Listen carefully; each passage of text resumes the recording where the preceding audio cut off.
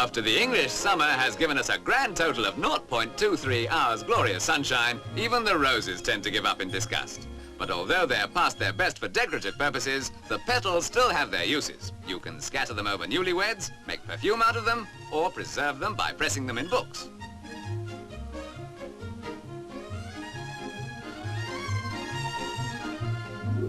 But a small group of enthusiasts of Tewin in Hertfordshire has a much more constructive idea. They make wine out of them.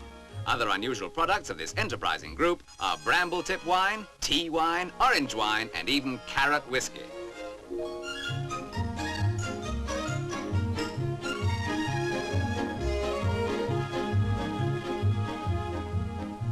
If you're thinking of doing a little winemaking yourself, be careful not to sell it. Otherwise, you'll have a lynx-eyed representative of Her Majesty's Customs and Excise on your doorstep. If it's for your own consumption, you can make as much as you like, or as much as you can hold, whichever you prefer.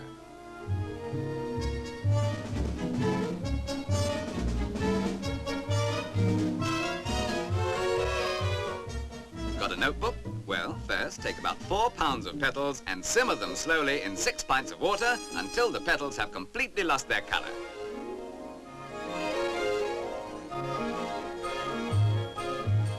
Next, the brew is strained through linen into a large bowl. The used petals are discarded, unless, of course, you want to throw them at a friend getting married for the second time.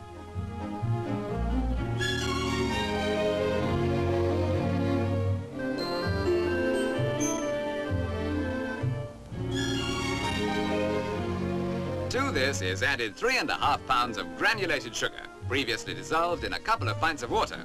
Add the juice of 2 lemons and, after the mixture has been allowed to cool, the vital yeast culture which starts the fermentation process.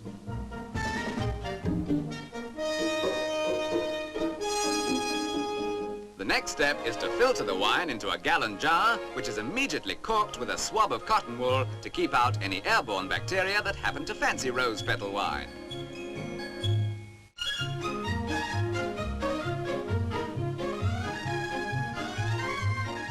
An even more effective method of keeping bacteria at bay, but at the same time allowing fermentation gases to escape, is the fermentation lock, containing a few drops of medicinal paraffin.